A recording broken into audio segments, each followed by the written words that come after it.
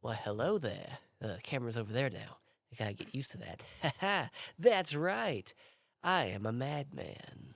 And I'm sitting at the wrong side of the table. But welcome.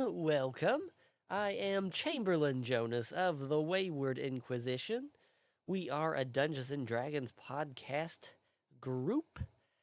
We have all sorts of VODs for you to watch on here. We got dark fantasy, western, sci-fi. So we got a pretty good variety for everybody. So be sure to check it out.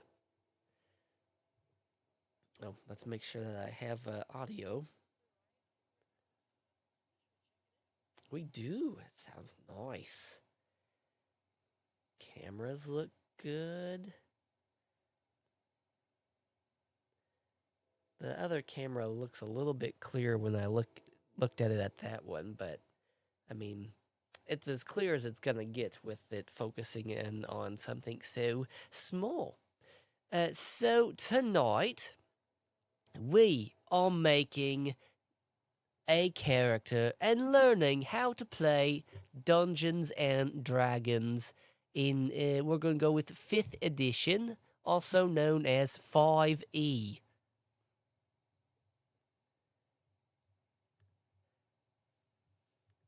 So be sure to check out in the description. I have put 5etools.com. It's a weird one, but chicken dinner point by, as well as our Discord, which you should totally join because it's awesome, you're awesome, and we're awesome. So together, we can just all be awesome together.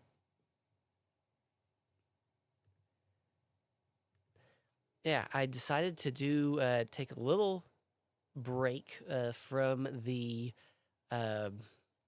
baking from scratch that I've been doing with the civilizations of races, because recently we've got a big uptick in our followers slash subscribers, whatever they're called, on YouTube. And decided that, with all these new people joining in, it'd probably be good to show them how you TTRPG.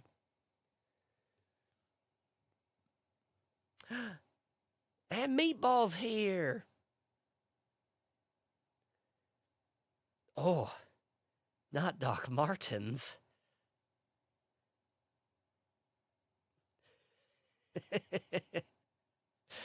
That is quite an initiative to roll for.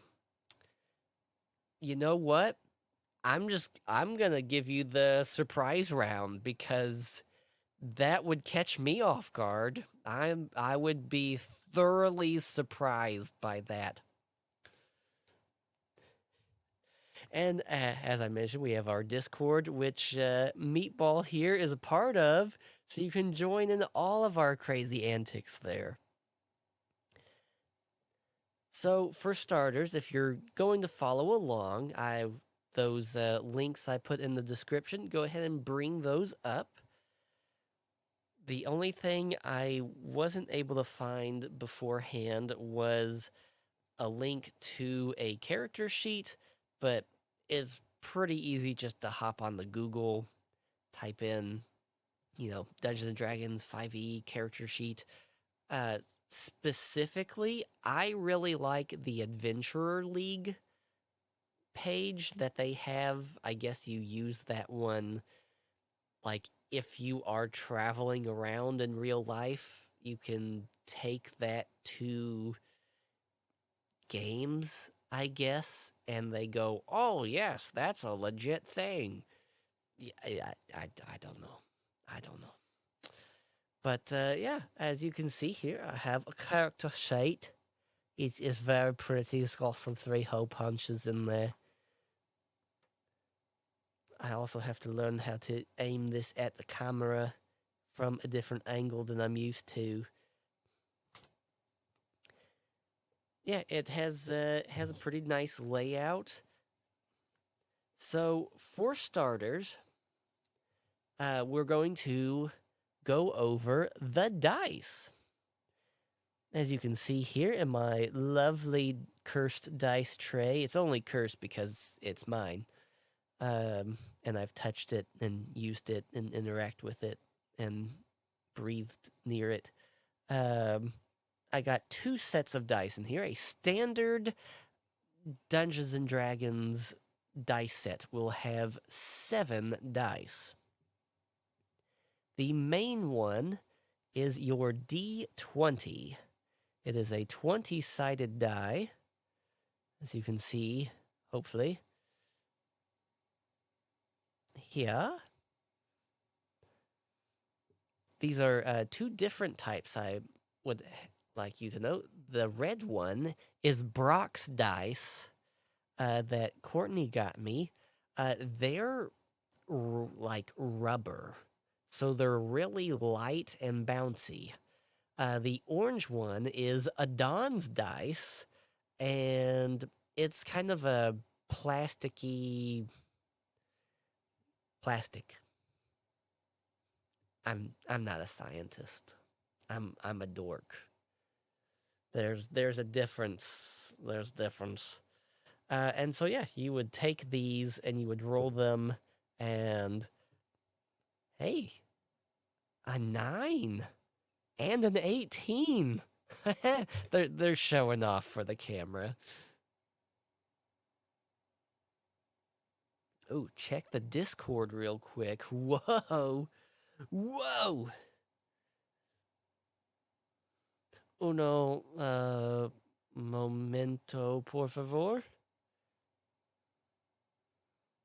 I took like a semester of Spanish in high school because they make you pick a language, and I remembered some muy poquito, very little. Let's see.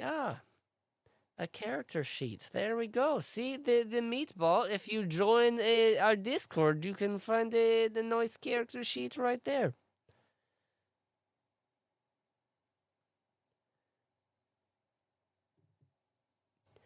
Ooh. So yes, so you got your D20s.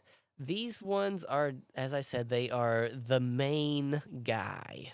Those are your dudes. You roll them to attack. If you play with me, most likely you will roll them to defend, because I don't, as a DM, I don't want to roll to attack you because I'm a terrible roller and I will always miss. So that's not fun for me, and it's not fun for you because getting hurt in combat is the point. Well, sort of. And yes, D20s are used for saving throws, random ability checks, which I will go over all of this. Don't worry. Next up, we're gonna descend for the most part. Next up is our D12. This one's actually my favorite dice, just because I really like how big the numbers are on it. Wow, that was a 10. They're really showing off tonight. The D12, you'll mostly use that for weapon damage, maybe some weird spells. They update 5e basically all the time with all sorts of stuff, especially on 5e tools.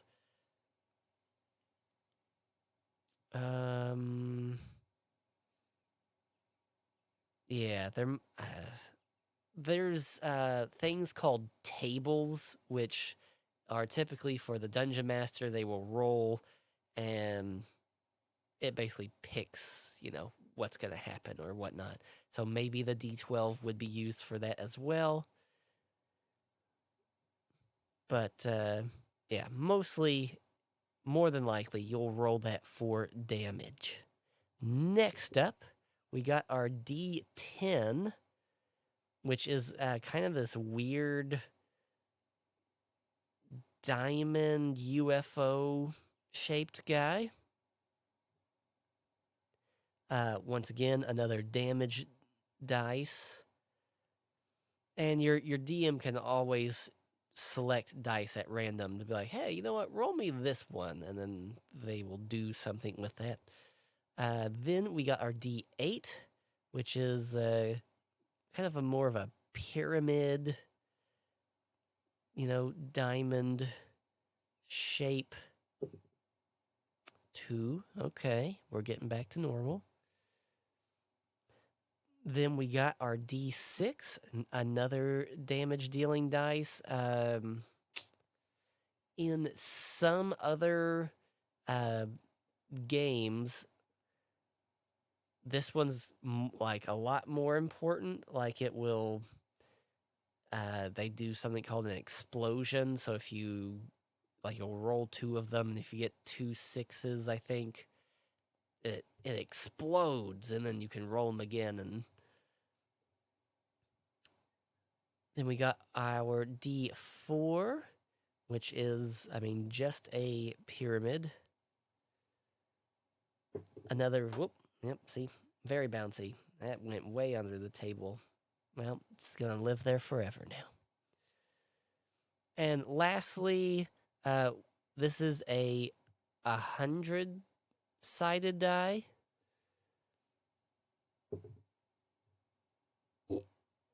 I really don't use that one very often. It's often kind of referred to, you can use it as like a percentile, so you would roll it in conjunction with the D10, and that would get you your numbers.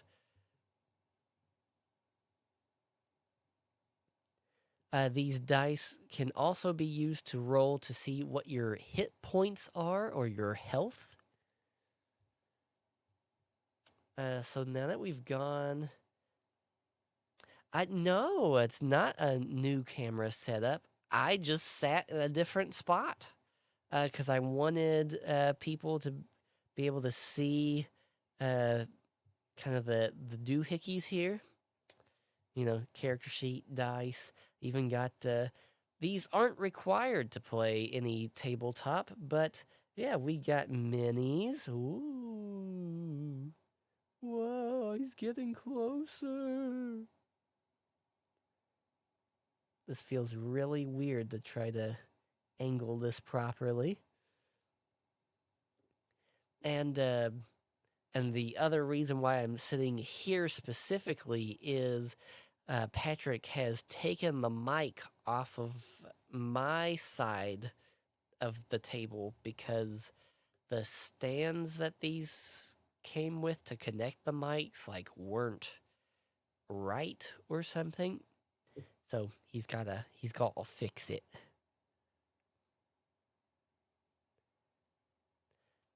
And yeah, it's I usually use this whenever I'm doing Scoundrel, because then you can actually see the cards that I'm using.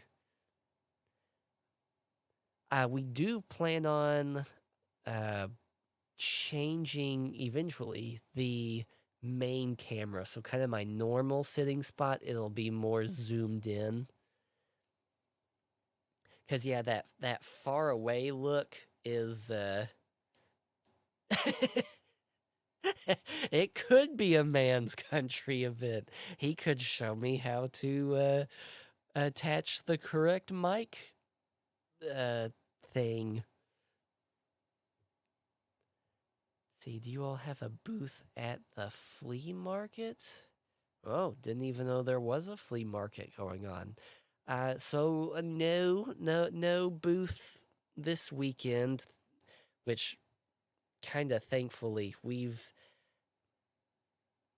been really busy with conventions and stuff recently, and then just normal life stuff on top of that. We need a weekend. And I get a 3-day weekend from work because Memorial Day we're closed. So, yeah, that's cool. But yeah, we're done with conventions for the rest of the year theoretically.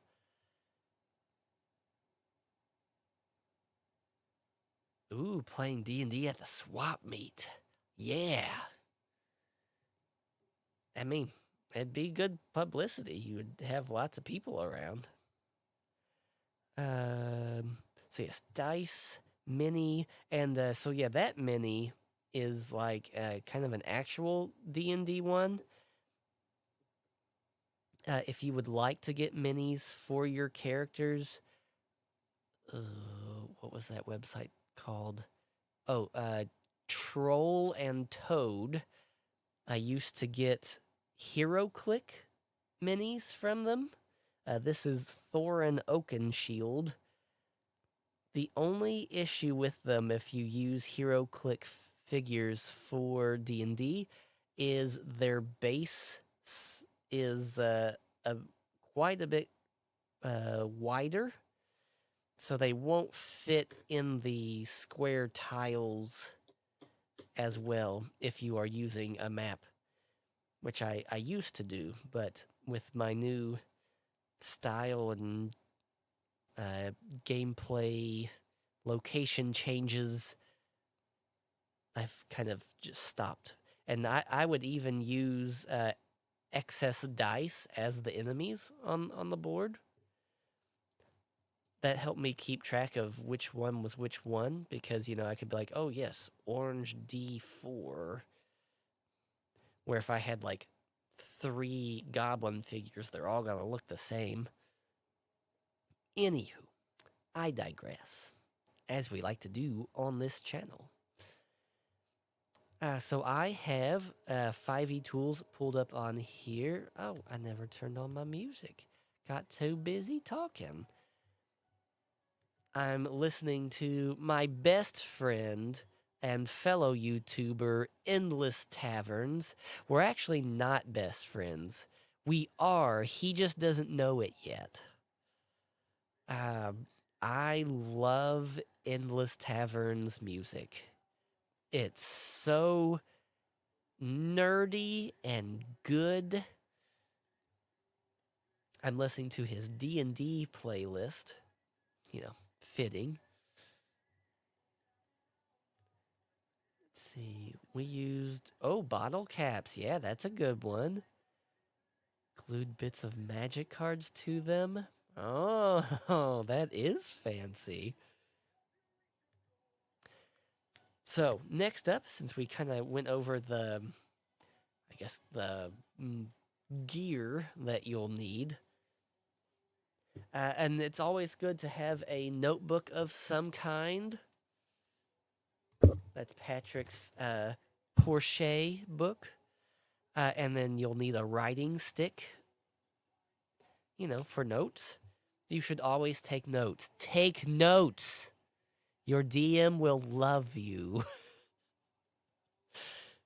Because I have both been on the DM side and needed my players' notes, and I have also been the player giving my DM my notes because DMing's hard, but also easy at the same time. It's weird. But now that we have all this, we are going to make our character. You can either go with what I am making, or make one as we go along. There's different ways to make a character. Courtney and I are very different, and we almost had a man's country like a week or so ago, but it just didn't work out. But during it, I was going to ask Patrick how he makes his character so he could describe that for you all. Because Courtney and I think that he doesn't have a method. And that would also be really interesting to hear than how he makes them. I would say though, even though we think he doesn't have a method, I think Patrick thinks of like a gimmick, uh, whether that's, oh, I want to be a a silly dwarf, or hey, I want to be a space marine, but in a D&D fantasy game, and then he became Tyrell, our war priest. So that's how I think he starts. Courtney will picture the person first, like what they look like, kind of like what they sound like. All of the appearance stuff kind of comes to her first. Doing lots of moment movements tonight, and then I will generally start off with my class. Now, sometimes I'll change that up with myself. There's no set way. But and I've kind of pre brought it up. So I'm going to do a sorcerer. Sorcerer. And with each class of D&D, and really, I would say most tabletop RPGs, you're going to have a class, and generally there's going to be what's known as a subclass. So it's kind of more of a specialization of what you're going for. So, like for a cleric, one cleric could go real heavy with their subclass and be all about healing, light magic, that sort of stuff. Since clerics deal in death quite frequently, uh, you could also do a subclass of, basically a death cleric where, they use the dark side and all that good stuff. Hey! Hello. Oh. Hello, everyone, he says. Welcome, Roberto.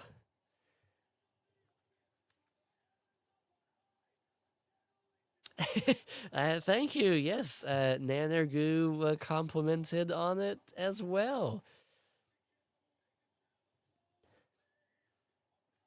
So, quick summary there of what we've gone over so far is what you'll need, like dice, what the dice will generally do. You'll need a writing stick, character sheet, all that good stuff. I am starting off with creating my character. Hi, Renee. I always pretty much start making my characters with the class, and I'm going with a shadow sorcerer. So, sorcerer is my class, shadow is the subclass.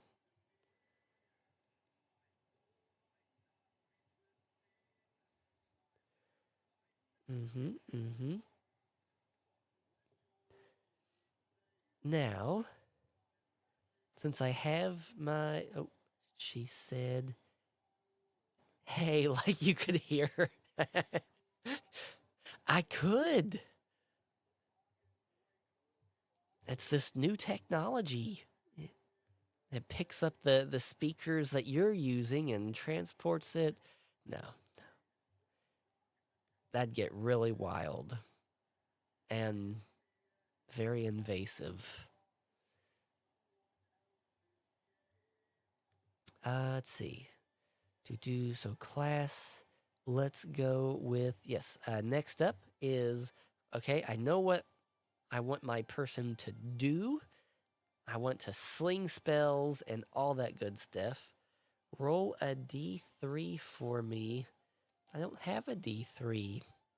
I'll tell you what, I'll roll a d6 and I'll cut it in half. That's a 3 on the D6, so do with that as you will.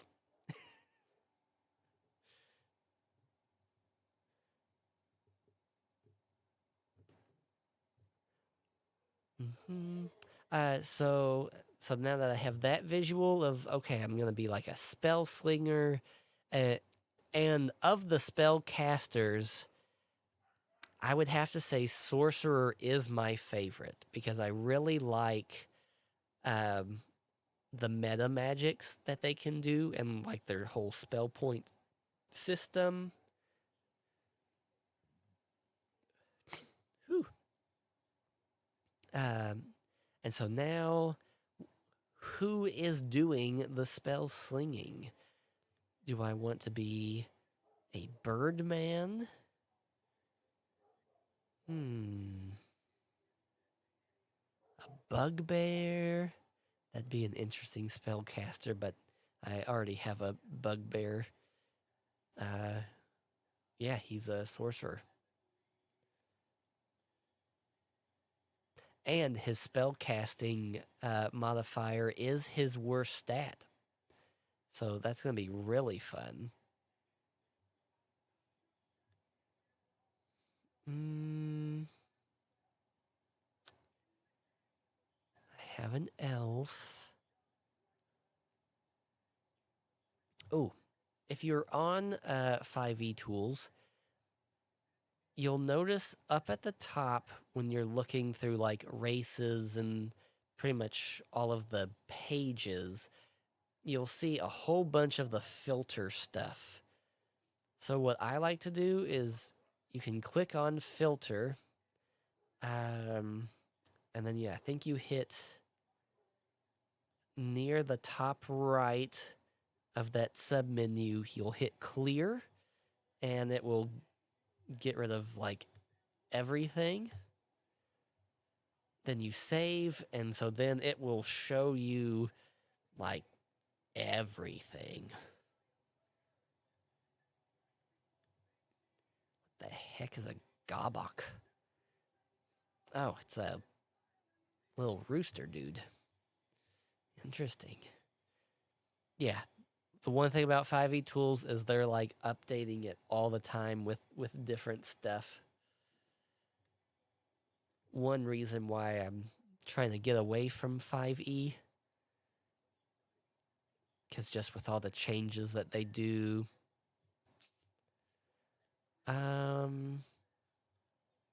Ooh, a Goliath sorcerer. That'd be neat.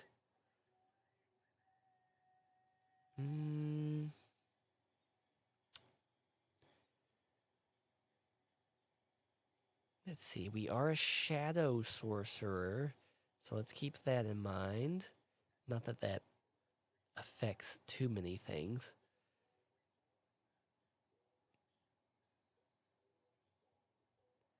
Let's go.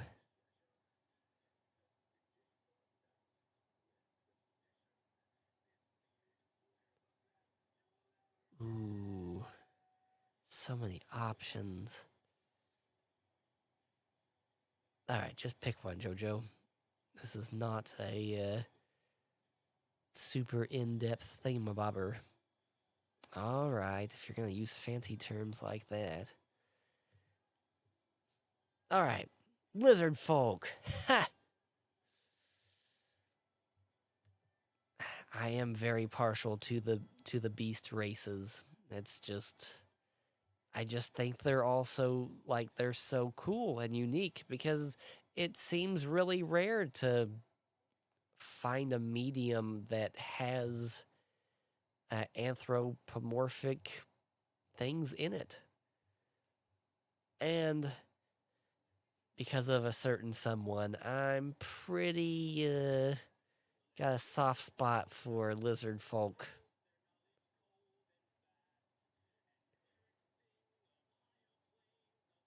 We got 3 options for lizard folks here. Let's just go with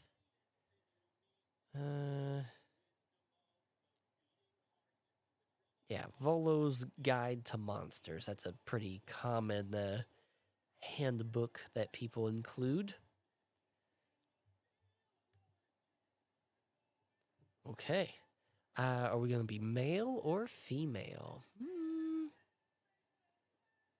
We'll go male. Lizard folk. M for male.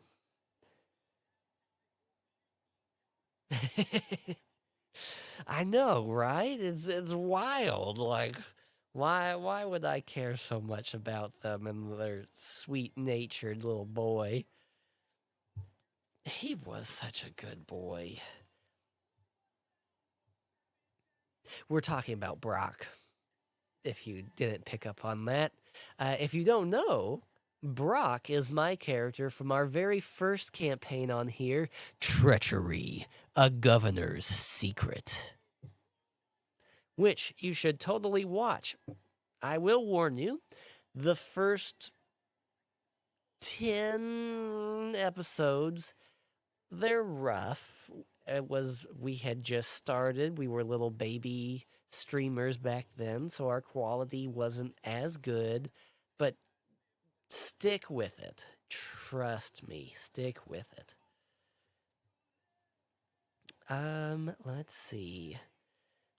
Now, one thing that I think of whenever I'm picking a race, and this is not required to TTRPG or D&D, but I really like doing voices for my characters. It helps me get into character. But yeah, don't be intimidated if there's other people at your game doing voices. You don't have to. I would say besides the Trinity, yeah, really, I would say most of the people I've played with, I would say they really don't do voices.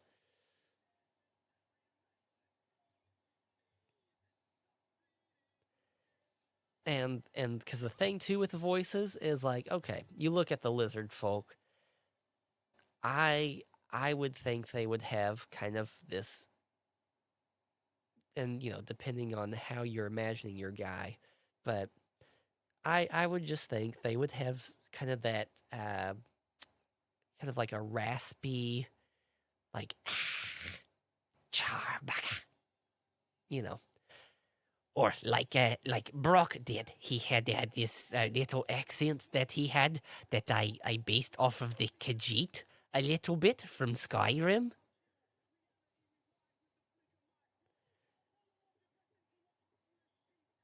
Ooh. Yeah, Krex has a voice that is in flux currently. Nice, nice. Krex is really cool. He's a turtle. But then also like you could look at the person and you're like, well, even though he's this lizard guy, I want him to talk with a kind of a British accent, because why not? It's fantasy. You can do with it what you want.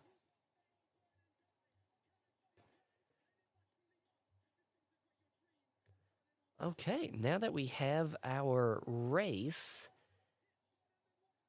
yep, lizard folk. Now that other website that I put in the link, that weird one, the chicken dinner website, this is to find out your stats. There's different methods you can do to go about this. You can what is known as point buy, which this website here, Chicken Dinner, is really good at with helping you with. So you would go through, find lizard folk. It'll add the racial modifiers to things there for you. And then you just distribute the total points amongst the attributes till you get your desired effect. You can roll. A lot of people, so you got 6 attributes: strength, dexterity, constitution, intelligence, wisdom, and charisma.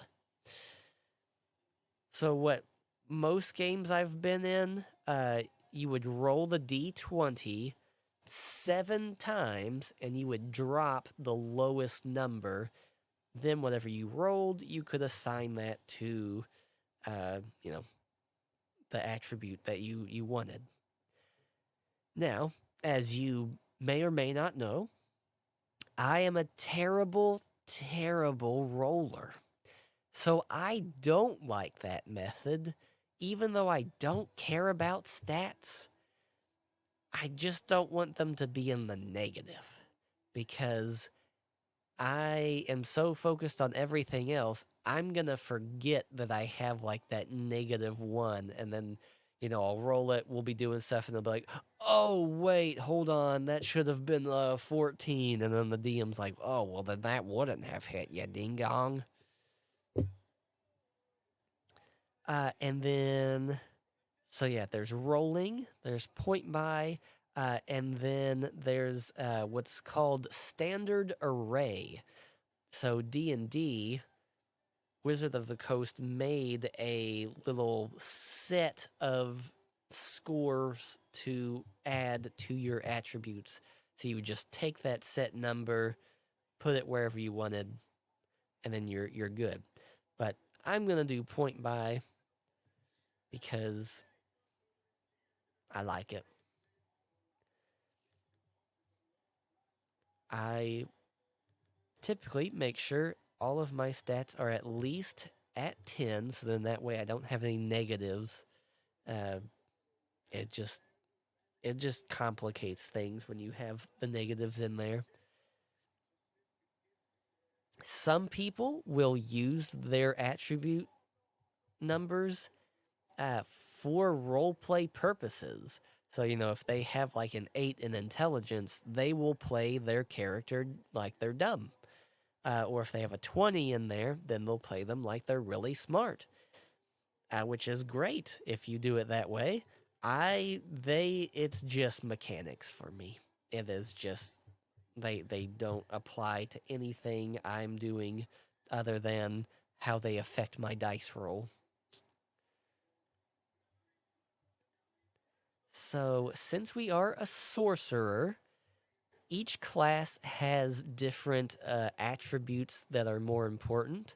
So, strength is going to be what you can carry, how well you whack stuff in melee combat with your sword or whatnot. Dexterity is going to be your ability to evade damage. I'm not going to really go into all of the attributes that go into each one, at least not right now. But yeah, so there's skills that each of these attributes affect. So, like dexterity would be stealth. But, dexterity, how well you evade, how well you do with ranged combat, and also how well you do in melee combat. So, dexterity's a pretty good stat to increase. So I'm going to put some points in there.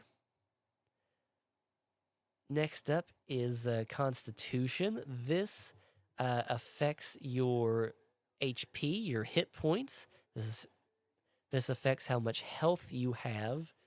So, the higher the number, the more health you'll have, more hits you'll be able to take. It also helps with saving throws, which would be like, okay, you're being poisoned, you roll a con save to resist the poison. Next up is intelligence, which is mostly it's a spell casting modifier. Intelligence does affect a lot of the skills.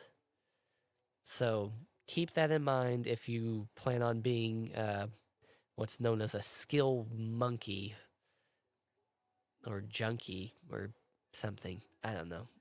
There's terms for things.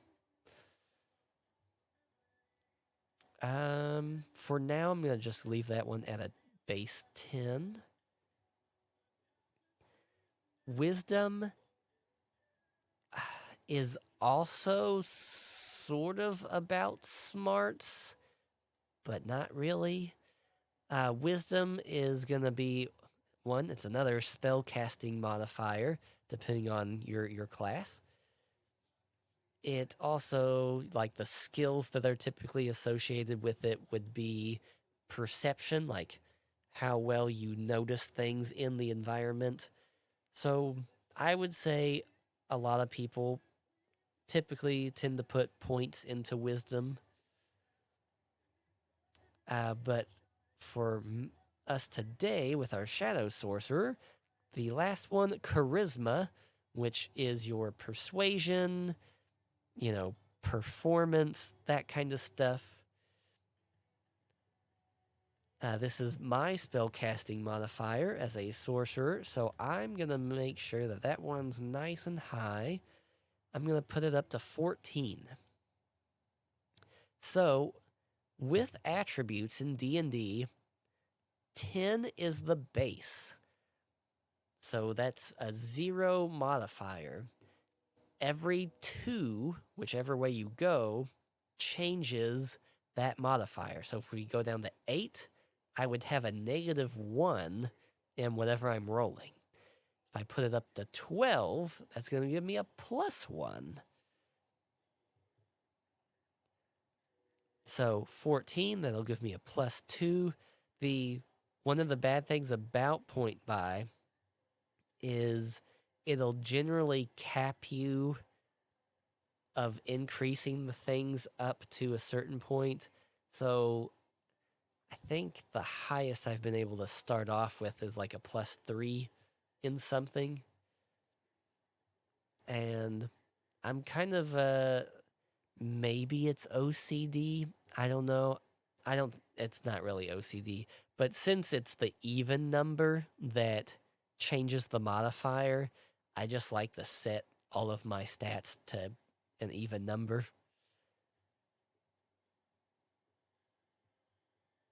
Let's see. So we got that. So we're a lizard folk.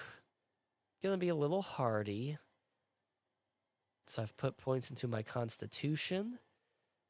I want to be able to dodge well, because sorcerers do not get armor. At least they didn't used to, unless they've changed it. Let me check.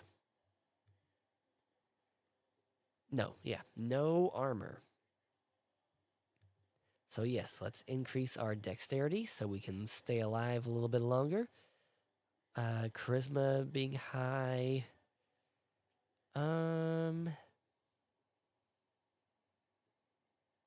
Well, that is a good point. Lizard folk should be nimble for the most part. It does depend on how you picture your lizard folk. So Brock, he was, being a slave, he was just a very thin lizard folk guy. In one of the campaigns I've led, they encountered a lizard folk who was basically a Primarch.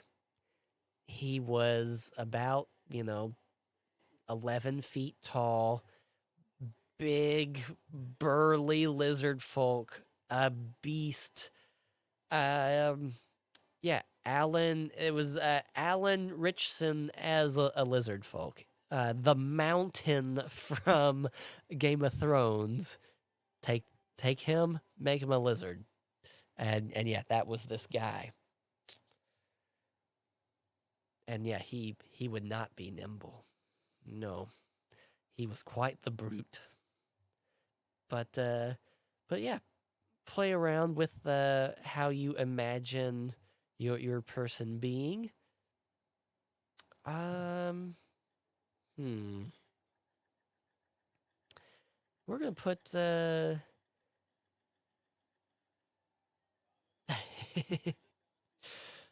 we're gonna put stats into wisdom. Yeah. Yeah, that looks good. So how you fill it out on the sheet on the left side here, you'll see the attributes. They go down in that order that I mentioned. Now, some people will put the what's known as your attribute score in the big box and then the modifier in the little one. But I mean, there's no set thing. So if you want your modifier, which is the main thing that you'll be using, you could put it in the big portion of the box. But I'm going to do mine like I normally do. So I have a 10 in strength, 14 dex, 14 con, 10 intelligence, and I just want to clarify, I did not give him low intelligence because he's a lizard folk. I don't think all lizard folk are dumb. It just depends on the character's backstory and all that, you know? Brock was dumb because he was a slave. They would not educate them really at all.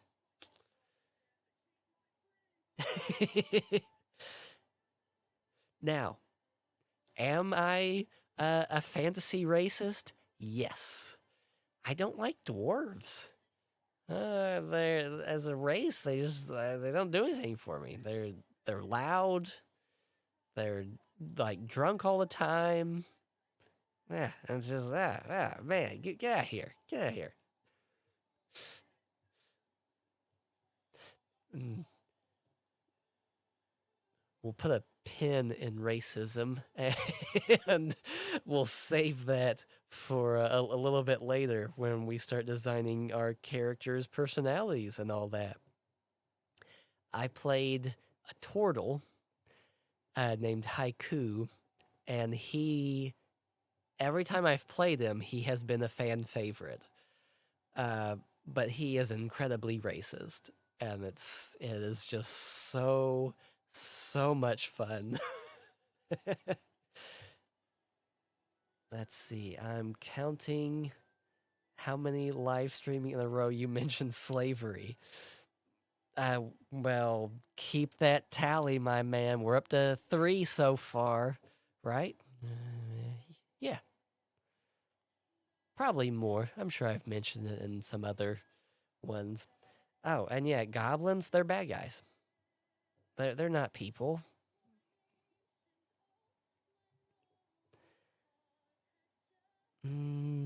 Okay, so we got our attributes. So I'm gonna write my little modifiers in here. 2, 2, 2. So now that we have those, next to the attributes here, you'll see the saving throws box and the skills. Now, above those is your proficiency bonus. Since we're just going to start off at level 1, that proficiency bonus is going to be 2? Yes, 2. Now, before we get into the skills and all that, we need to go look at our class. So on the left side of the page, if you're on 5e Tools, it'll list kind of how the class affects your character, you know? So hit points, starting off, it's going to be 6 plus my con modifier. So my con score is 14. My modifier is 2.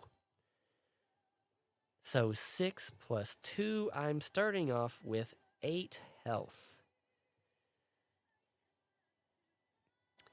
Man, I haven't made a first level character in so long. That feels so that feels so minimal, having 8 health. But yeah. And you will notice if you look through the classes that spellcasters will generally have less health. Let's see, so I need that. Let's look through while we're here. Armor, no armor. Weapons, I have this proficiency is an important thing to note when making your character. So the sorcerer, I have proficiencies in daggers, darts, slings, quarterstaffs, and light crossbows. Since I'm already going to be ranged with my magic, darts, slings, and crossbow just feels a little weird to have. But depending on your character, you could totally do it.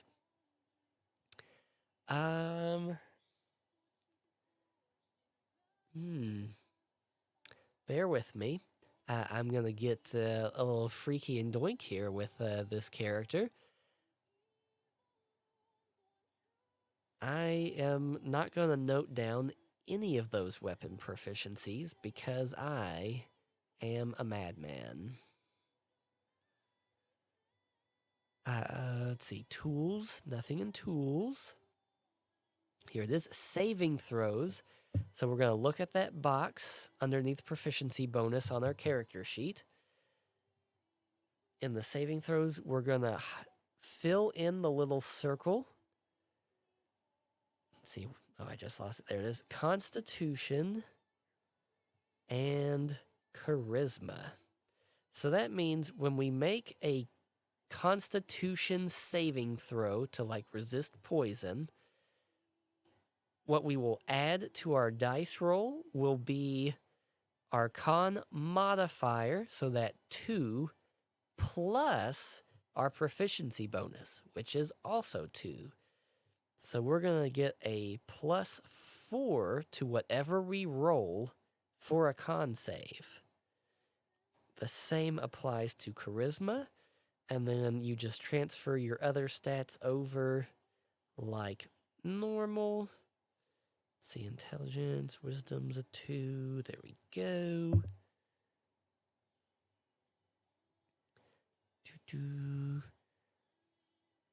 Then it mentions what skills you can have proficiency in because of your class. I would say most of the time you get to pick 2. I think the rogue gets to pick like 3 or 4 skills. Certain classes are a bit heavier in the skills. It's kind of just to make sure, kind of for the well-rounded party, that you have somebody that can do it, but it's not required. So from this list, we have Arcana, Deception, Insight, Intimidation, Persuasion, and Religion. Now, there's many different ways to play a spellcaster. I am a blaster. I love blaster casting, which basically means I love blowing stuff up and shooting things with lightning bolts. Depending on your style and maybe how you picture your character, you might want them to be more of the trickster, where they, conjure illusions, use scare tactics, utility spells to kind of teleport around, help control the battlefield, that sort of thing. But as for these skills, let's go. Yeah, we're going to go with Arcana, since he is a spellcaster. He's been looking into this. But also, let's do Religion. My guy is going to be a religious guy.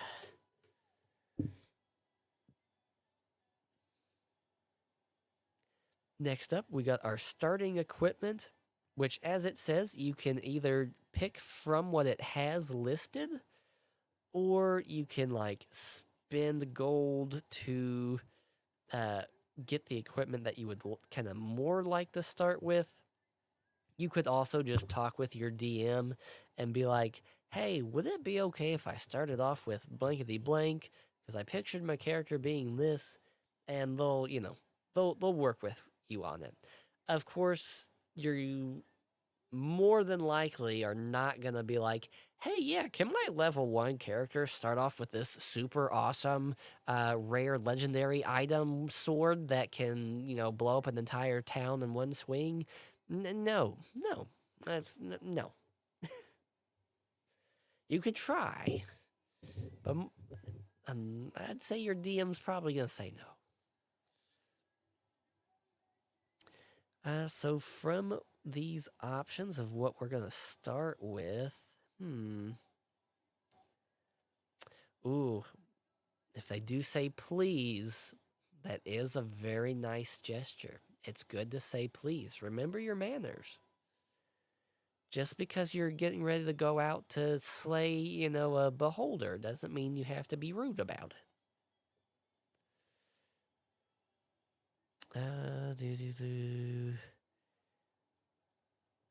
Yeah, the nice thing too about 5e tools is there's like different pouches your character can start with, and they come with all sorts of different adventuring gear in them. Oh, and this also brings up another good point about spellcasters.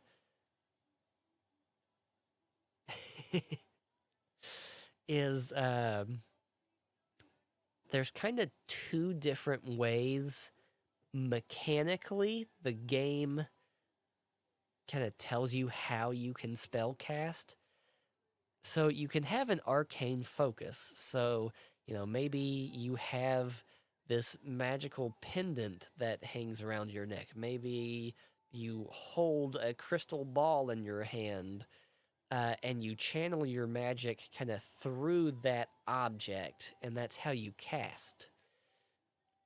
What that does is it negates kind of physical components you would need, where the other way is component casting, where it'd be like, oh, I need to cast this spell. I need ash and dog poop. And mush those together and psa, I do whatever spell I just made up.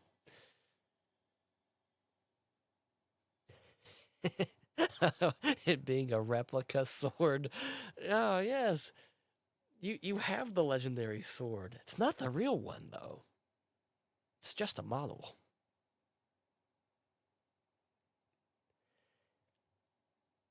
But recently, because I know I chose a spellcaster for this to introduce to you all into how to play, but let me tell you, the first time you play a TTRPG, you should probably not go with the spellcaster, because it's more complicated for a beginner. So if you're okay with that, dive right in. But I would just recommend that you pick, a martial class, the monk, the fighter, rogue. Oh, wow, it's almost 9 already? Dang. I'm nowhere near as far into this as I wanted to be.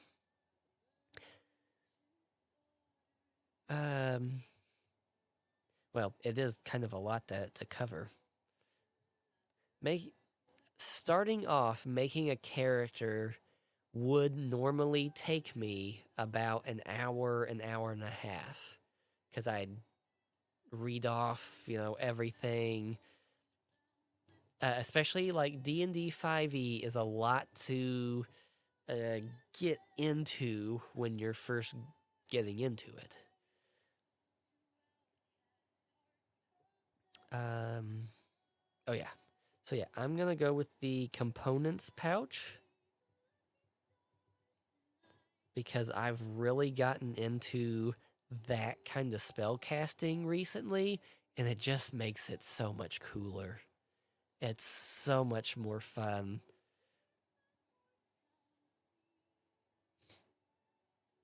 Just spell casting in general. If you're going to do a spellcaster, get into how you cast your spells. Like, how you describe them happening. Because, man, does it adds so much more to the game. Yeah, I did start later. That's okay. Um, so yeah, so from that one I can get the component pouch. Let's go with the Explorer's pack.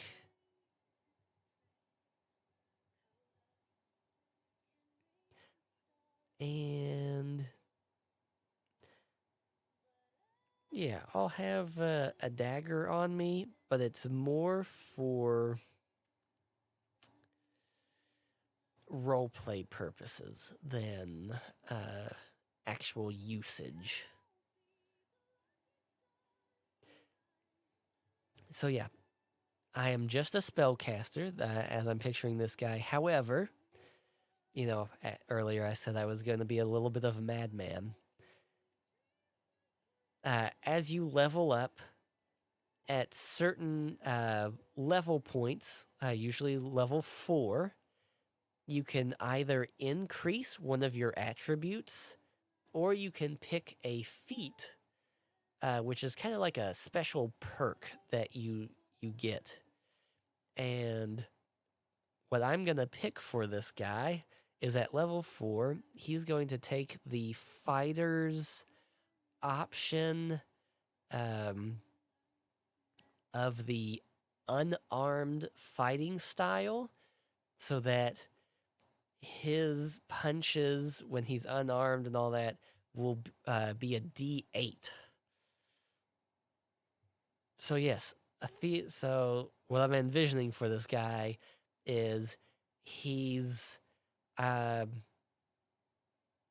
yeah, that's perfect. He's Avatar the Last Airbender. He's going to be a kung fu spellcaster. Jomba, that's me. Courtney's here. Come on in, Courtney. We got Robert. We got Angry Meatball. Nanergoo was here earlier. He generally doesn't, I don't know, it doesn't seem like he sticks around very long, but he's a busy guy.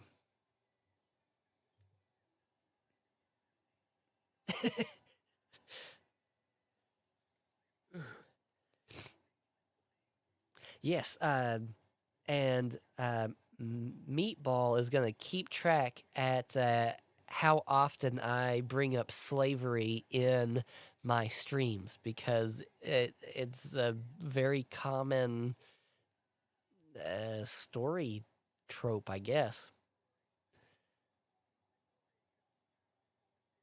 Oh man, I totally even missed that from Robert.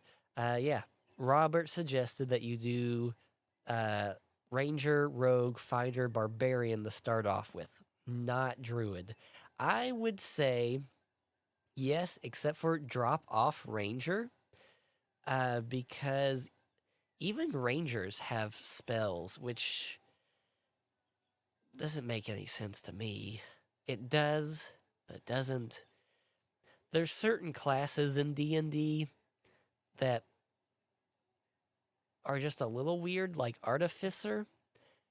On one hand, I get why they have spells, but on the other, them having spells makes no sense, because the whole point of the Artificer is you're the tech guy.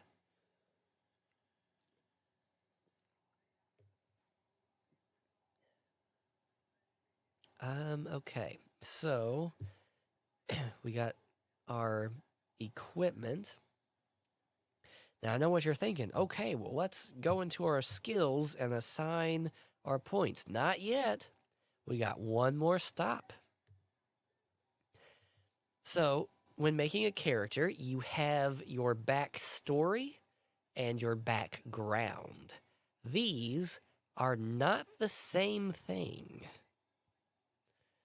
I don't know why I did that finger movement, but I did, and I'm sorry for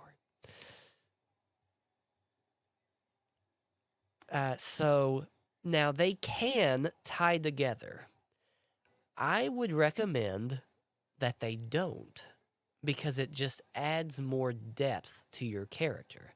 So I could make this lizard folk guy, and on in the backgrounds there is one that's like, you're a student, yeah, Lorehold student. So basically, you're a mage in study. You're going to school to learn how to do your sorcery. And so it's like, yeah, well, yeah, I'm a sorcerer. I got to learn how to use my magic. So that makes sense that I'd be, and that's great. Um, but I like to use the background. Well, there's two ways I use the background. One, the backgrounds will give you skill proficiencies. So oftentimes I will just pick the one that fits what I'm looking for, and then I will just reflavor the background to what I want it to be. The other way is, you know, I'm a sorcerer now, but I was a farmer or a fisherman. And I really like that the storytelling kind of role play aspect of having such the diverse shift, going from just your regular dude to now I'm this, adventuring sorcerer where I'm a mage student and now I'm an adventuring sorcerer. They're they're so close that it can work. I'm not against it. But yeah, that just depends on what you're looking for your backstory and background for your character. Um, what do I want this guy to be? So he is a shadow sorcerer. You don't have to, once again, you don't have to use this for your character creation per se. But when making your character, the classes do kind of give you little backstory elements to work with. So with the Shadow Sorcerer, it mentions that your magic comes from Shadowfell itself. You can trace your lineage to an entity from that place, or perhaps you were exposed to its energies and you were transformed by it. So, it gives you a little story elements there that you can add to your character. You don't have to, though.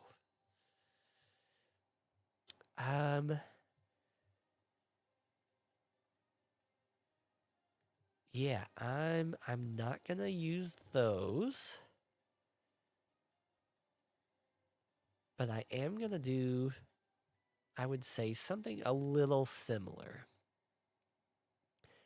So after you've made as many characters as I have, and I mean, just in general, you're gonna have favorite backgrounds and classes, races that you kind of just keep going back to because some are just better than others.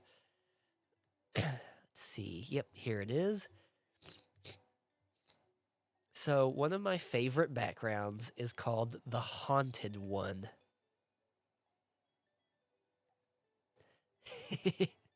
Yes, Courtney with elves. Courtney loves elves, as you should, because they are the superior race. Just saying. You can flavor them in really any style, and it just works.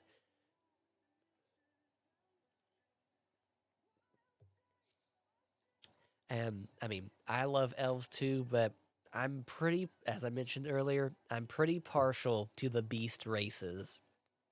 Leonins are just really cool. They're a little bit limited, I would say. Not that they have to be, but just how I see them. But I mean, a Leonin, a lion man in full plate armor is so awesome. But yes, we're up here, so I'm gonna put Haunted One in the background there. Up in this kind of top right corner, you can see this kind of like your character info. You got your class, race, background, alignment. I really ignore the other stuff like player name. Um, Alignment, we're also going to skip for this introduction to D&D because it serves no purpose. I it's yeah, I never assign an alignment to any of my characters. I did when I first started, like the very first character I made. Yeah, I did because I was new to it. And no one told me how useless picking an alignment was. Let's see. Tieflings? Yeah, tieflings are a very popular race. Oh, you met a tiefling a few weeks ago? That's wild. I thought I got rid of all of them. I think it's good for beginners who aren't really sure what kind of character they want to play and need to follow a guide.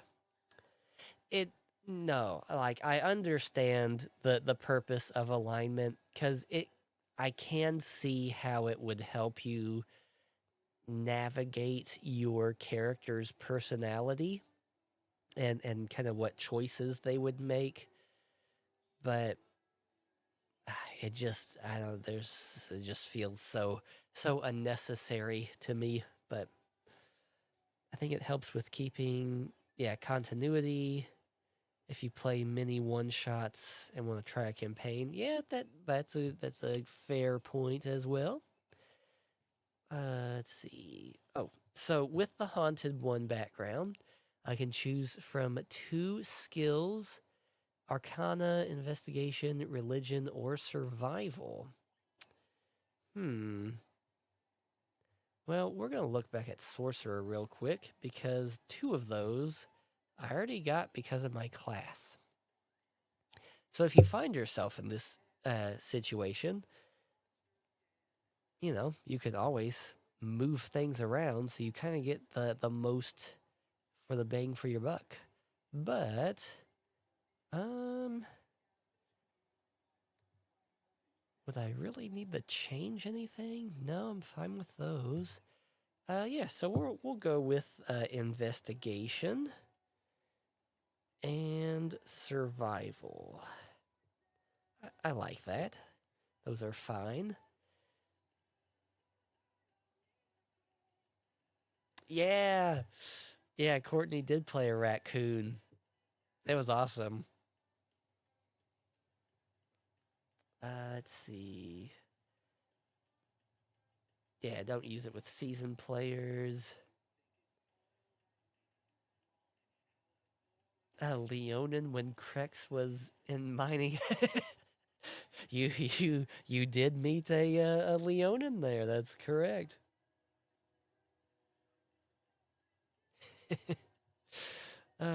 Krex is so much fun.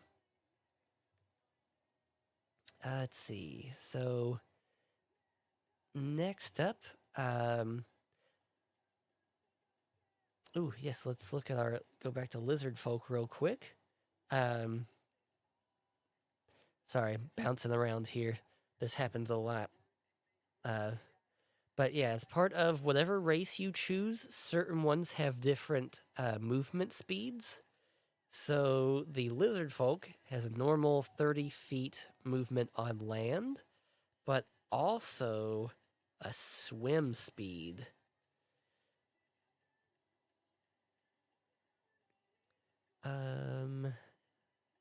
Let's see, swim speed. Anything else from here I need to take from? Ah, he can hold his breath for 15 minutes.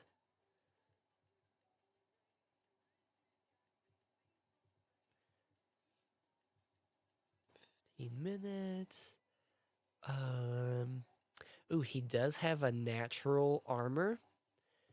So AC is a common thing you'll hear with D&D.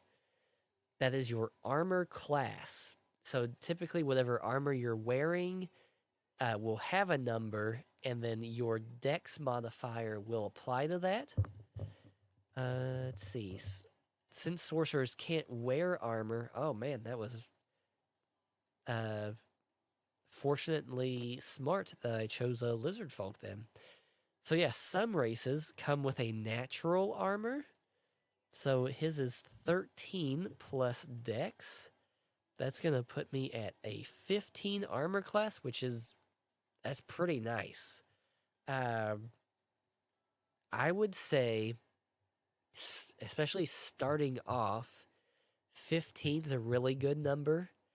The perfect AC is like 17 because it's high enough that you have that survivability, but still low enough that you'll take some hits.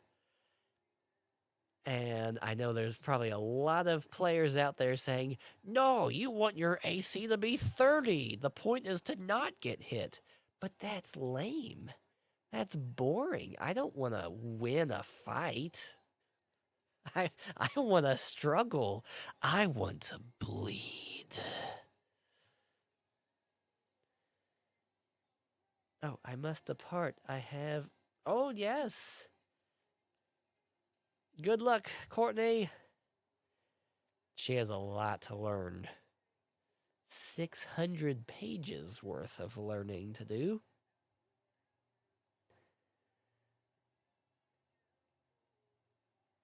Let's see. I'm getting... yes. Yep, she's... Courtney is getting her IT certification, hopefully. And, I mean, she will. She's really smart. She comes from a techie background.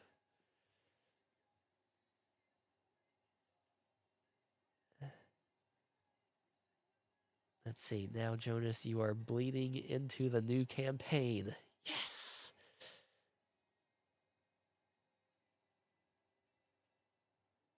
Let's see. Missed getting...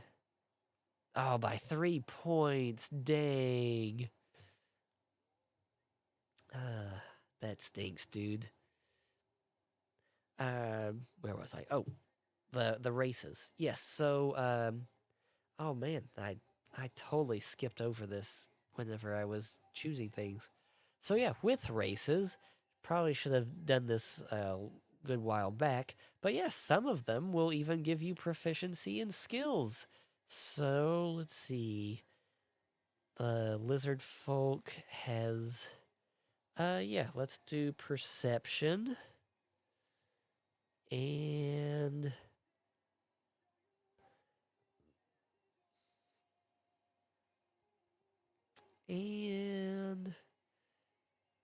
nature. You know what? No. Animal handling.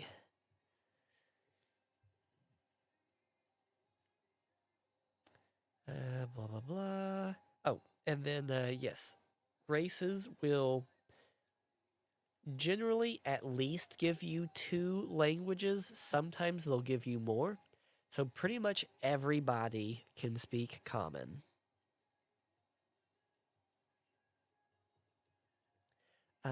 Lizard folk, this one, at least this iteration of lizard folk, I should say, starts off with draconic, which I find interesting. It makes sense, sort of. And then some backgrounds will give you more languages. I think even some classes will give you more languages. So yeah, the haunted one I can pick from two of a list that they provided. Let's go. So, whew, don't you hate it when you choke on your own spit? It's kind of like your body betrays you. So what I'm thinking for the backstory for this lizard folk is how he got his magic is he was cursed by something. So let's go with and see. I really dislike this with D&D. So there's fiends and there's devils. They're the same thing, but they're different. They're both demons, but one's more demony than the other, I guess. I don't know. So they have two different languages for demons, which is that's dumb. Just give them one, man. Just give them one. So we'll say whatever cursed him, uh, talks with him, and so over time, maybe even from the curse itself, he learned. We'll go with infernal, since that one sounds like something a demon would speak. Okay, and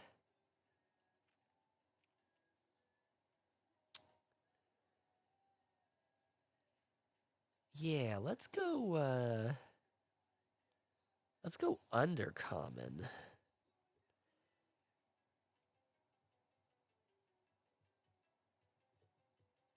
So undercommon would be for like people that live in the underdark, which is kind of an area in D&D where kind of shunned races live.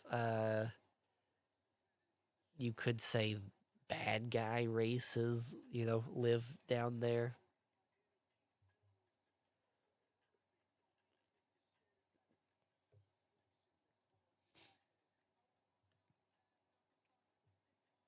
Okay. I'm going to ignore a lot of the equipment that comes with this for now. But yes, I'm going to have a holy symbol because I am a religious boy. And then this is the fun part of the haunted one is there's this whole list of horror trinkets. It could be like, oh, you have a jar that has a dead pixie inside of it, but it never fully decays.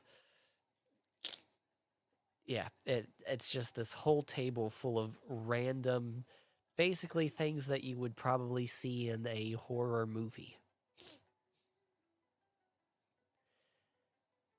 But I'm not gonna go through that and look for a specific one, but I'm just gonna mark down that I have a horror trinket. And then most backgrounds will come with a feature, which is kind of a freebie ability that your character will get. So for Haunted One, Heart of Darkness, those that look into your eyes can see that you survived some kind of horrific event, and in doing so, they will be more courteous to you and will help you.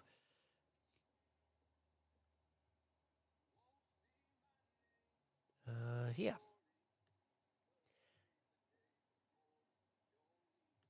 So one thing with 5e is, and it's the thing I like the least, like these features, is there's a lot of things that the game will give you that they're basically auto wins, and I don't like that. Now, of course, the DM doesn't have to be like, okay, well, because you have Heart of Darkness, the town immediately falls in love with you. Um, but kind of as a player, sometimes you'll pick something because you want that thing so that you, well, can use it. And so then when the DM denies it, it can feel a little like, oh, well, then what was the point of me choosing this thing? And the other thing being, which we'll get to here in just a second, but now that we got our background, we have all of our skills, so we can go through and assign all of our attribute modifiers to the corresponding skill, which I'm not going to take the time to fill out right now. Trying to speed up just a little bit. But I do want to talk about at the bottom here of the skill sheet, at least somewhere on your page, there should be something called passive perception or passive wisdom. I dislike this feature because it is kind of a auto win. But with perception, so since I'm proficient in it, I, get that +2 plus my +2 from wisdom. So that gives me a passive perception of 14. Many of the people I play with will typically get their passive perception up to around 18 or more, which basically means when they go anywhere, they automatically see anything that's in the area.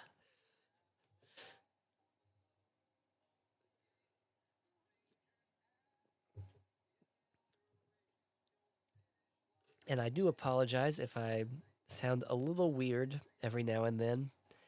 I don't know. I don't know if it's work or if it's just getting older. But yeah, the allergens this year seem to be worse than normal. I mean, normally I'll get a stuffy nose when things start blooming, but it's been so persistent this year. It's driving me a little crazy. I would like to be able to breathe. But yeah, so got everything from Haunted One, so I'll close that background page. Let me look over Lizard Folk real quick just to make sure I got everything from there. All the important stuff, anyways, I should say. Age. Lizard folk rarely live longer than 60 years and they mature at around age 14. Good to know. They're a little bulkier and taller than the humans, but not by much. It says something to consider when making your character. Because, yes, oh, this one doesn't have it. So, yeah, this one isn't the Adventurer League sheet. Because the thing I like about that one is on the back side, it'll have a spot for you to put, like, your character's appearance and everything. But I will put that under features and traits here on the right side of the page. I'll just write that in here for now. So let's say he's okay. They can live up to around 60.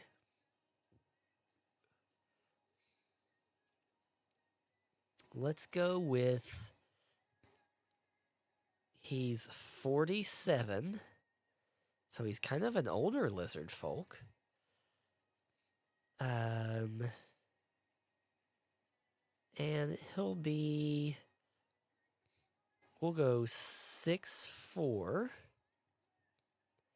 So So he's kind of a tall guy.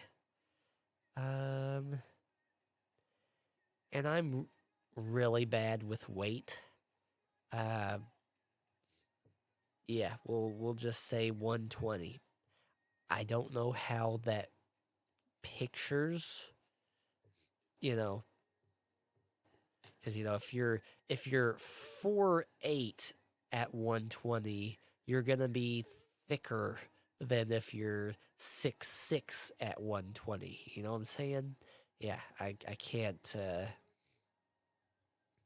do that up here, but sure, that seems like a normal weight.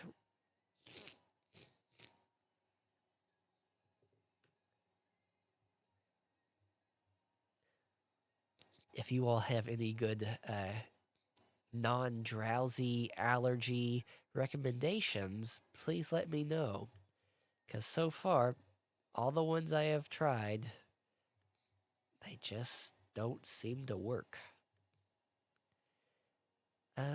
Okay. So yeah, I don't think I need my lizard folk page anymore. We're gonna close that one.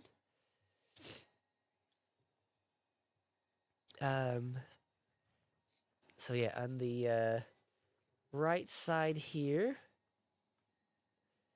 you'll see personality traits, ideals, bonds, and flaws. So personality traits. How do I picture this guy being? And see, this is one of my drawbacks. I've gotten better at it, but how my character looks is generally the one of the last things I come to, because I don't know, man. I know he's a lizard folk. So I typically will go to the internet and it will tell me what my character looks like.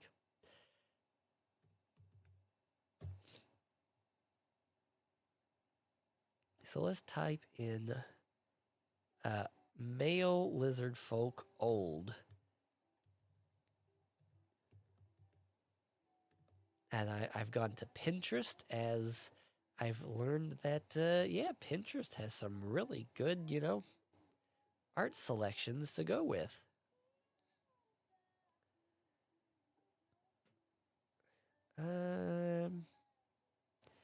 Wow, none of these ones are looking old.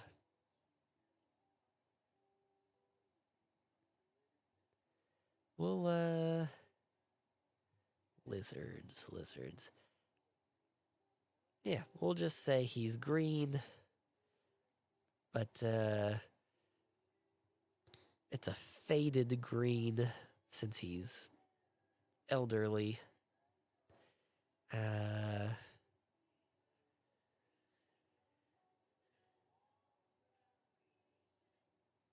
eh.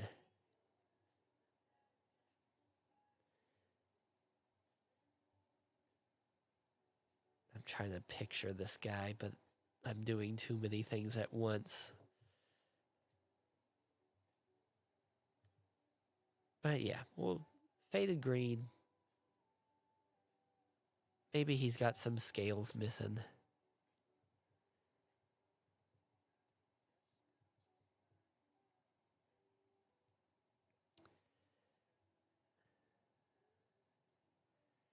Let's see. And so yeah, with the those personality traits and all that. So personality, he's gonna be the grumpy, get off my lawn old guy. But he's also gonna be a bit of a softy. Ideals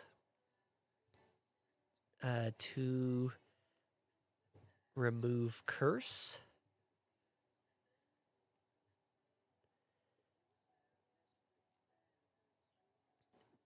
Bonds. This is the one that always kind of trips me up, because it just feels like I put the same thing in everything.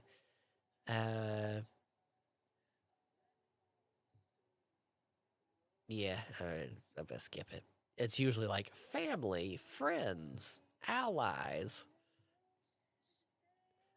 Now, flaws, this is the fun one. Now, when picking a flaw, one, you don't always have to have one. And because sometimes it's just really hard to think about, okay, like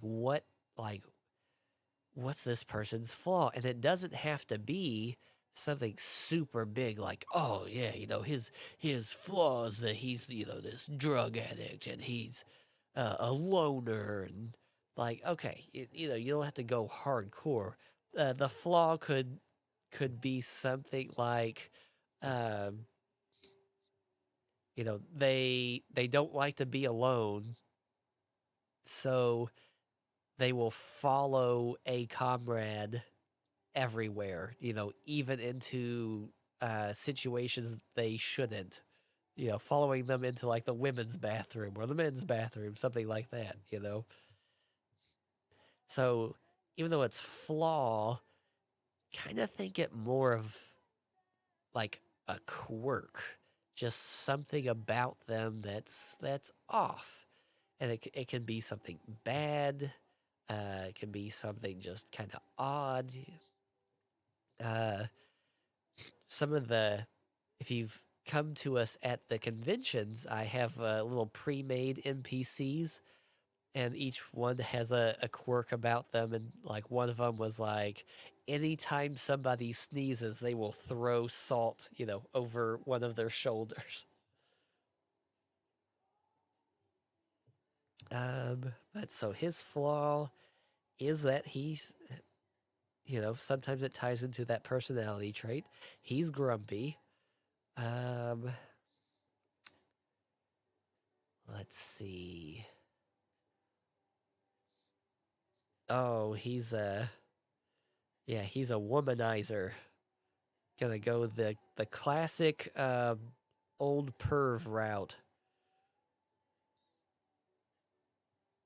Oh, I totally misspelled womanizer, but that's okay.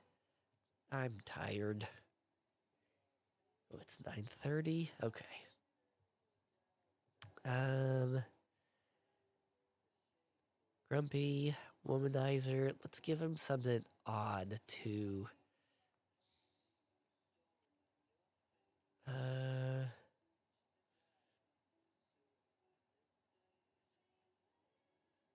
oh, okay. He gets drunk off of desserts. So like basically like from a sugar high, he starts acting really loopy and goofy.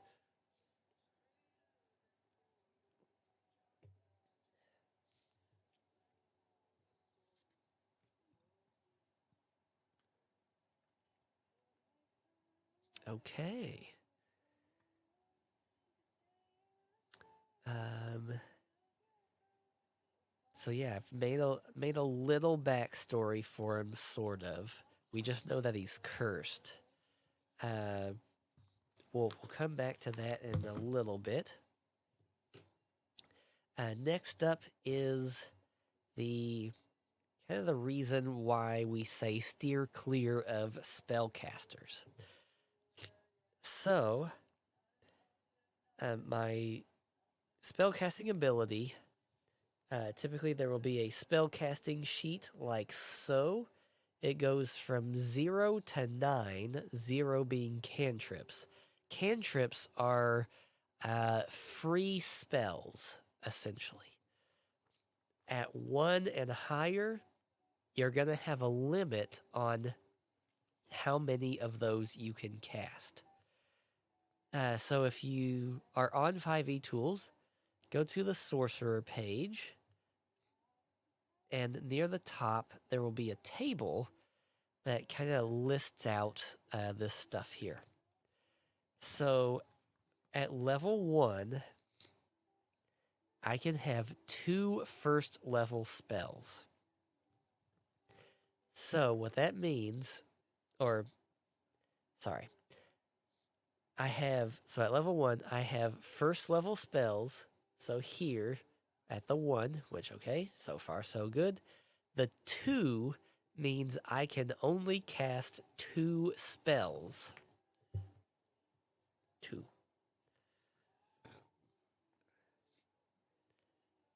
And as you can see from the table, like at level 20, you can cast 4 first level spells. Are you starting to see why spellcasters are a bit frowned upon about being the first one? And then to make it worse, so sorcerers have spells known. Basically, you from the massive list of spells that D&D has, you pick 2 spells, and those are the 2 spells that you can cast with your 2 spell slots from the first level spell. Does that make sense? If it did, good. If it did not, I'm sorry. Now, clerics have prepped spells, meaning they can pick, like, we'll just say 3 spells from an entire list at kind of at will, so they can change it up. Yeah, it's spellcasting is weird. It's complicated. But my spellcasting ability is your proficiency plus your modifier. So that's going to be... Oh, wait. No, sorry. Spellcasting ability is charisma, which is my +2.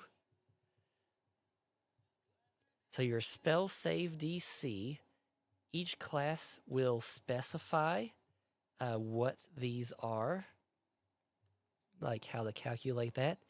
So for sorcerer, it's going to be 8 plus my charisma, so that's 2. So that puts me at 10. 2 from proficiency. That's going to put me at 12 for my spell save DC. This means certain spells you will cast at an enemy, and then they roll to see if they resist it. So they have to meet or beat a 12 to resist that spell. Spell attack bonus is your charisma modifier plus proficiency. This is what I was thinking of earlier. So that is +4. So I could do like a spell that attacks somebody, and that's one that I roll to see if I hit. You know, kind of like a ranged attack, but just with magic. And then I'm not going to go through and pick spells, but if you're on the site, you can look through and see that yes, there's just a ton of spells to choose from. And one thing to pay attention to when you're picking a spell is the casting time. It can be an action, which is you take basically a turn to cast that spell. It can be a reaction, which is I get hit by your sword, I'm going to retaliate, and basically a fire spell immediately casts onto them, kind of as like a little counterattack. Bonus action means instead of as part of your main action, you can cast it as what's called a bonus action. Yeah. It's as confusing as it sounds. And then also, some spells might say that they take a minute to cast, which is like a minute is 10 rounds of combat. There's also duration, how long that spell lasts once it's cast. Does it require components like semantic? Like, does it require words? Does it require like little hand gestures? Does it require actual components like a diamond? Range, pretty self-explanatory. Is, how far it reaches when you cast it. And then some spells you can upcast. So let's say I'm at a higher level and I have access to 3rd level spells. I could cast one of my 1st levels as a 3rd, and it would empower it, making it stronger. Now, some spells that works, and others there's no upcasting difference.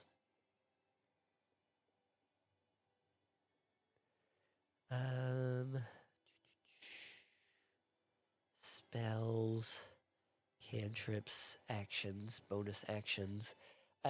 Yes. Speaking of actions, let's go into a little combat scenario.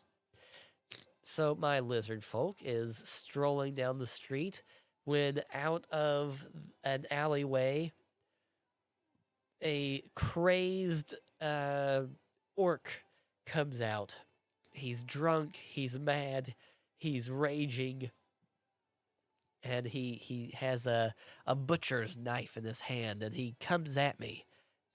So what we would do is we would roll initiative. So you'd take your d20. I get an 11 plus my dex, which is plus 2. So that means I get a 13. Let's see what the orc gets. He gets a 5. So I get to go first in combat. So now that it's my turn, I have an action and theoretically a bonus action to take. You have your movement portion of your turn as well. I'm going to move back to put more distance between me and this orc. And then I'm going to lob a firebolt at him, which is a cantrip. So one of the free use spells. Classic. That's a 2 on the dice. So plus my 4 from the spell attack bonus, that gives me a whopping 6. I miss. Yes. This unarmored orc, I miss because I can't roll. Then, so that casting that firebolt was my action. As my bonus action, we'll say, I think there's an armor spell that sorcerers can cast, and I'm pretty sure it's a bonus action. But I will use 2 sorcery points that sorcerers have to do a meta magic thing, which allows you to cast spells as a bonus action. Because there's a rule in D&D that you can only cast 1 spell per turn.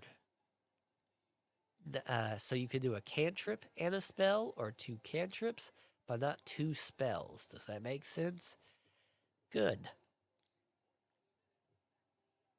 Oh, well, since I did that cantrip, I actually don't have to use the sorcery points.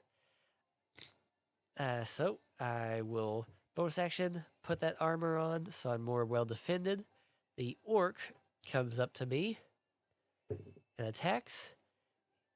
He's got a 7, but, my AC's probably around, even without that armor, what we said it was 15. So yeah, he misses me. And so you can kind of see how combat works there. I'm sorry if you're hearing my nose sniffles. I know partly why it's feeling more blocked now is because it's getting late in the day.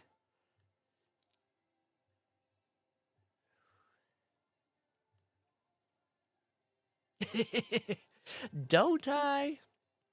They're just the best dice rolls you've ever seen.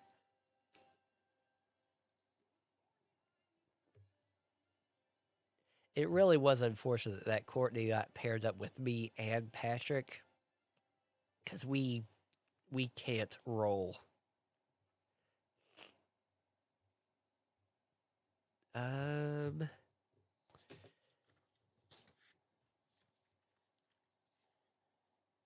yeah.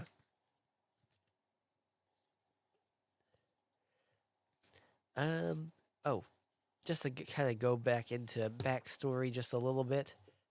So, Haunted One, it does give some options of kind of the event that your character experienced. Um, we're gonna say that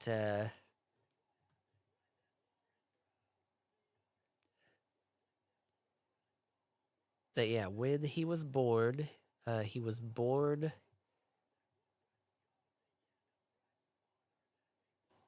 Ooh, no, no. Uh, Because actually, yeah, I think that actually is one of the options. Is that you're born under like a unlucky star or something, and but no, we're gonna do that. When he was born, parents made a pact with something, and he was the bartering chip.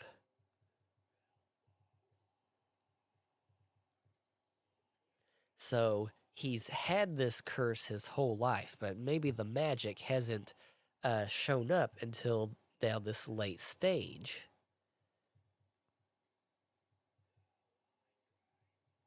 And the reason why is it could be that whoever they made the pact with, now they are coming to collect.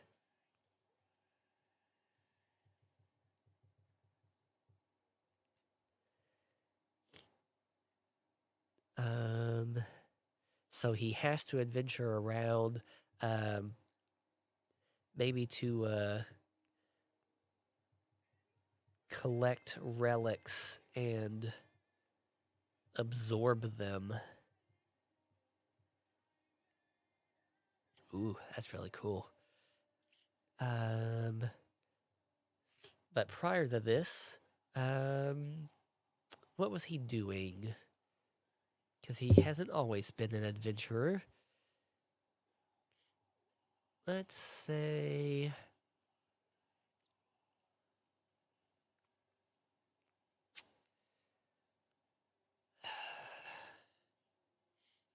I generally will go with something like agriculture. Like, oh, yes, he was a farmer or he was a fisherman. I don't know. I like those commoner backgrounds. You know what? We're going to say. Ooh, because, since I am going with the kind of the kung fu route, what if he was a city guard,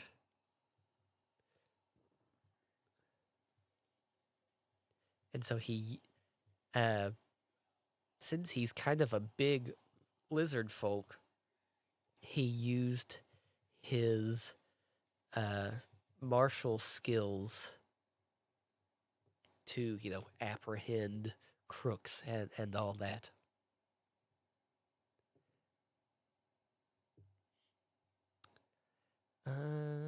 Yeah, nice little backstory. Cursed.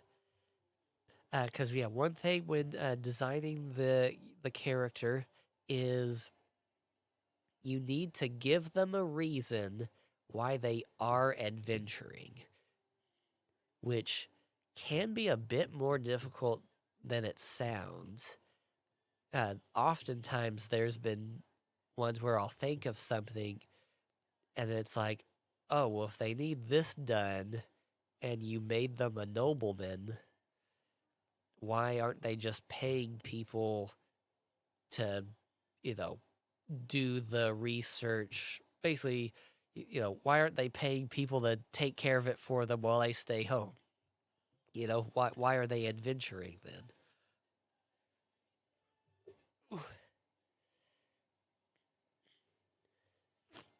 But yeah, he's adventuring because one,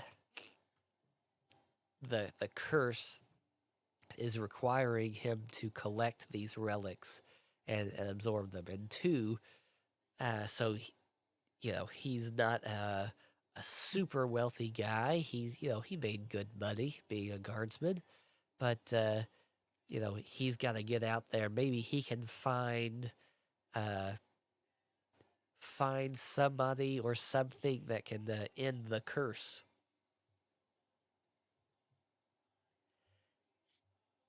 And with that, we have done it. We have introduced you to TTRPG. I didn't really get the time to go into others. Uh, I was actually going to go into what Angry Meatball had suggested for us.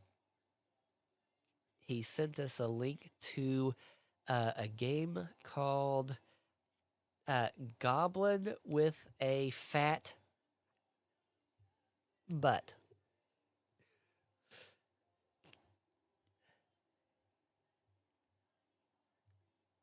But yeah, maybe next time while I'm world building a civilization, I can talk about that one real quick.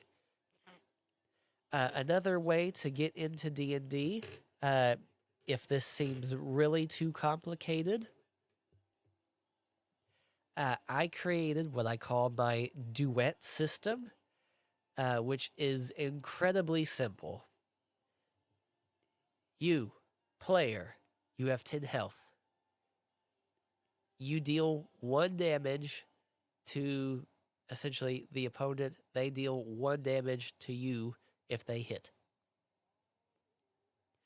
You're going to do anything, roll, attack, defend, do a d20 roll, add 5. There you go. Easy peasy.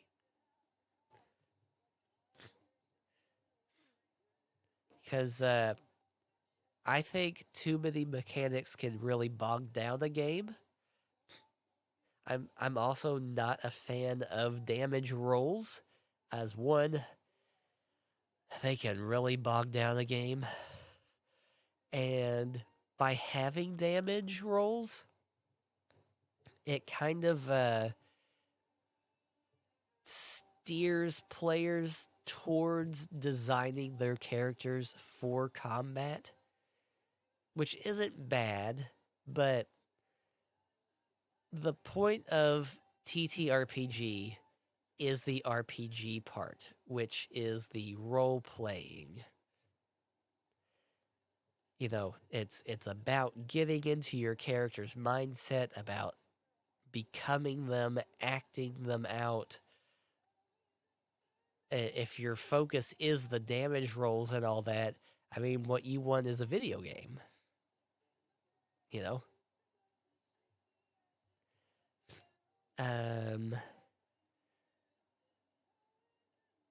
So yeah, you can do that. I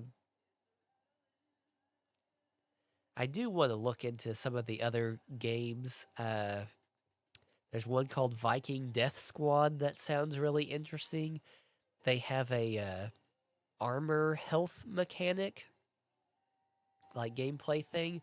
So like your character in it only has 1 HP, and then they get more health by equipping more armor. You see what I'm saying? And it's like each piece of armor can take 3 hits before it's broken, and then you have to go find new ones or repair it or something. So it sounds kind of brutal, like hardcore, which I kind of like that aspect. But I hope you all enjoyed this and that it was insightful, enlightening, helpful. Uh, yeah, do the social media thing you know how to do. Like, subscribe, comment, share. Yeah, no events to report as of now. But yeah, be sure to check out our VODs. We have westerns, sci-fi, dark fantasy. So we got a good variety for everybody. We have a Redbubble, which you can get our merch at. Courtney draws everything herself, and it's phenomenal. The prices on Redbubble are really good, and it ships really quick, and yeah, the quality's just insanely great. We also got a PayPal if you're just feeling frisky.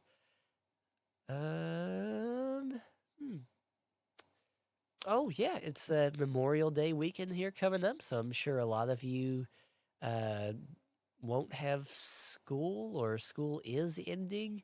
If you are graduating high school, congratulations, and don't go to college. Don't do it. It's a scam. It's a waste of money. Go to a trade school or just find a job that just sounds like it would be your cup of tea. Even just join the military. Joining the military, that's kind of one of my regrets is I sort of feel like I should have done that and then pursued other things.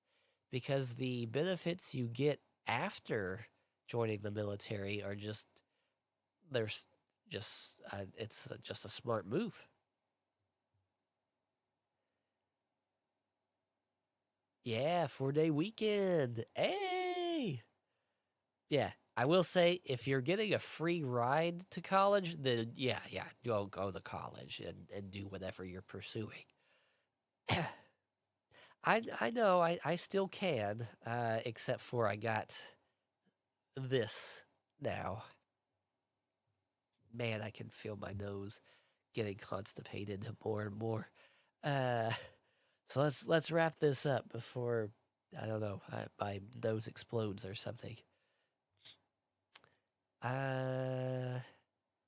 Redbubble, PayPal, events. Yeah, I think that's it. Thank you all for tuning in. Stay awesome. Be well.